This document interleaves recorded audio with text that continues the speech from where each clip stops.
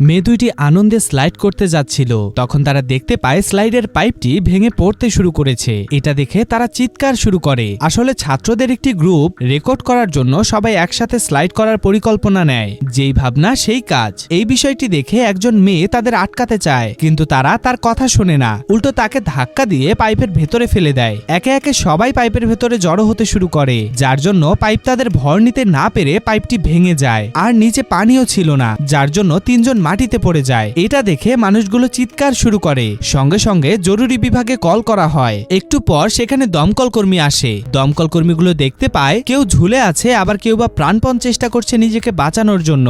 নিচে পড়ে যাওয়া তিনজন মারা গিয়েছে। কর্মীগুলো তাড়াতাড়ি সিঁড়ি লাগিয়ে তাদের কাছে পৌঁছায়। একজন ছেলে তো ভয়ে কুঁকড়ে যাচ্ছে। এটা দেখে কর্মীগুলো তাকে শান্ত থাকতে বলে। কর্মীগুলো বলে, আমরা বিষয়টা দেখছি। আস্তে আস্তে ছেলেটিকে সিঁড়ি দিয়ে নামানো হয়। একে একে সবগুলো ছেলেকে নিচে নামানো হয়। পাইপের ভেতরে থাকে দুইজন। একজন ছেলে পিঠে অনেক আঘাত পেয়েছে, যার জন্য সে উঠে দাঁড়াতে পারছিল না। মেয়েটি তাকে কোনো মতে দমকল কর্মীর কাছে পৌঁছে দেয়। হুট করে সিঁড়িটি পাইপ থেকে সরে যায়, যার জন্য মেয়েটি নিচে পড়ে যায়। সে কোনো মতে একটি পাইপ ধরে ফেলে, কিন্তু পাইপটি অনেক পিছলা ছিল, যার জন্য পাইপটি ধরে রাখা তার জন্য অনেক কষ্টসাধ্য ছিল। দমকল কর্মীগুলো তাড়াতাড়ি সিঁড়িটিকে মেয়েটির কাছে আনতে বলে, কিন্তু সিঁড়িতে তখনও মানুষ ছিল, যার জন্য সিঁড়িটি স্থান ত্যাগ করা যাবে না। এটা দেখে নতুন একজন দমকল কর্মী পাইপ দিয়ে লাফিয়ে লাফিয়ে মেয়েটির কাছে পৌঁছায়। সে কোনো মতে মেয়েটিকে উপরে তোলে। ভয় পেয়ে মেয়েটি তাকে জড়িয়ে ধরে।